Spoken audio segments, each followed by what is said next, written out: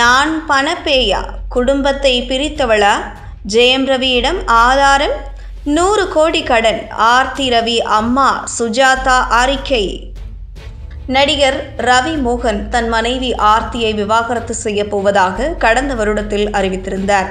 அப்போது இவருடைய விவாகரத்திற்கு காரணம் ஆர்த்தியின் அம்மாதான் என்று பல குற்றச்சாட்டுகள் எழுந்து வந்தது.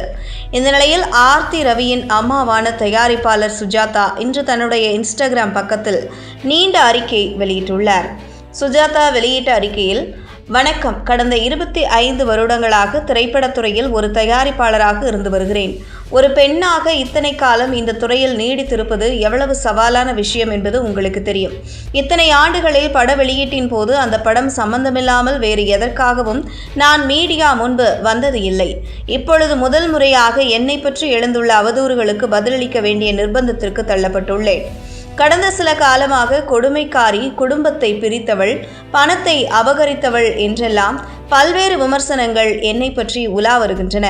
அப்பொழுது இதற்கு விளக்கம் தர வேண்டும் என்று விரும்பினேன். ஆனால் என் குழந்தைகளின் எதிர்காலம் கருதி மௌனமாய் இருந்துவிட்டேன். இப்பொழுதும் நான் பதில் சொல்லவில்லை என்றால் என்னை பற்றி திரும்ப திரும்ப சொல்லப்பட்டு வரும் பொய்கள் உண்மையாகிவிடும் என்பதால் இந்த விளக்கம் கொடுக்கிறேன். கடந்த 2007ஆம் ஆண்டு வீராப்பு என்ற திரைப்படத்தை முதலில் தயாரித்தேன். திரு சுந்தர் சி அவர்கள் கதாநாயகனாக அந்த படத்தில் நடித்திருந்தார். அந்த படம் எனக்கு வெற்றியை கொடுத்தது. தொடர்ந்து சின்னத்திரை தயாரிப்பில் மட்டுமே கவனம் செலுத்தி வந்த எனக்கு 2017ஆம் ஆண்டு என் மாப்பிள்ளை திரு ஜெயம் ரவி அவர்கள் நீங்கள் திரைப்படமும் தயாரிக்க வேண்டும் என்று யோசனையை வழங்கினார். அதனால் மீண்டும் திரைப்படம் தயாரிக்க தொடங்கினேன். ஆனாலும் உறவு ரீதியாக நெருங்கிய ஒருவரை தொழில் ரீதியாக அணுகும் பொழுது அது குடும்பம் மற்றும் தொழில் இரண்டையும் பாதித்து விடக்கூடாது என்பதில் உறுதியாக இருந்தேன். அந்த ஆண்டு தயாரிக்கப்பட்ட அடங்கமறு என்ற திரைப்படம் விமர்சன ரீதியாக பாராட்டுகளை பெற்றாலும் வணிக ரீதியாக வெற்றி படமாக அமையவில்லை. இருந்த போதிலும் தொடர்ந்து திரைப்படங்கள் தயாரிக்க வேண்டும் என்கிற ஆலோசனையை என் மாப்பிள்ளை ஜெயம் ரவி அவர்கள் கூறினார். அந்த ஆலோசனையின் பெயரில்தான் நான் அடுத்தடுத்து படங்களை தயாரிக்க வேண்டிய சூழலுக்கு தள்ளப்பட்டேன். இந்த காலகட்டத்தில் ஒரு திரைப்பட தயாரிப்பாளரின் பணி அந்த திரைப்படத்தின் துவக்கத்தின் போது கேமராக்களுக்கு முன் கைகூப்பி நிற்பதும் பட வெளியீட்டின் போது பைனான்சியர்களின் முன் கைகட்டி நிற்பது என்று ஆகிவிட்டது. இதற்கு நானும் விதிவிலக்கு அல்ல. அடங்கமறு, பூமி மற்றும் சைரன் என 3 திரைப்படங்களை தொடர்ந்து என் மாப்பிள்ளை ஜெயம் ரவி அவர்களை கதாநாயகனாக வைத்து தயாரித்திருந்தேன். இந்த படங்களுக்கு கிட்டத்தட்ட 100 கோடி ரூபாய்க்கு மேலாக பைனான்சியர்களிடமிருந்து கடன் வாங்கி இருக்கிறேன்.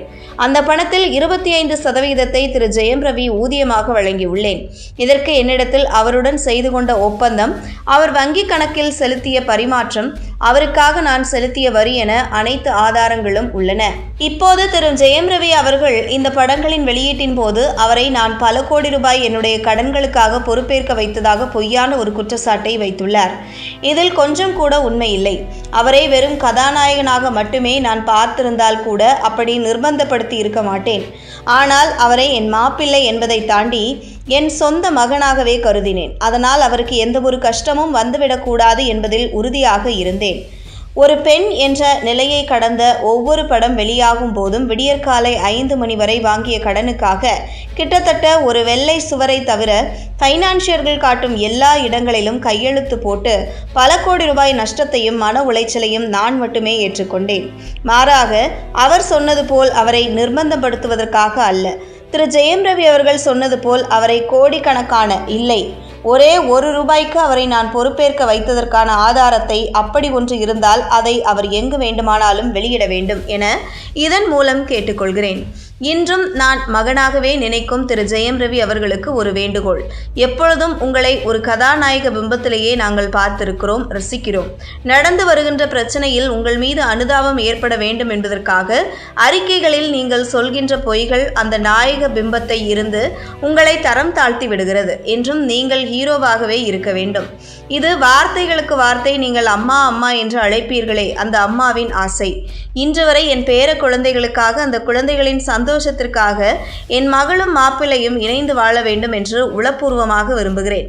அழகாக வாழ்ந்து வந்த ஒரு மகளை வாழாவெட்டியாக பார்க்கும் துயரம் ஒரு தாயின் மனதிற்குத்தான் தெரியும். அந்த துர்பாக்கியம் எந்த பெற்றோருக்கும் வரக்கூடாது.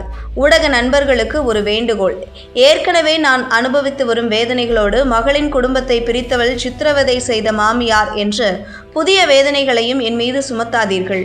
அதை தாங்கும் சக்தி என் மனதிற்கு இல்லை என்று அந்த பதிவில் தயாரிப்பாளர் சுஜாதா விஜயகுமார் குறிப்பிட்டிருக்கிறார்.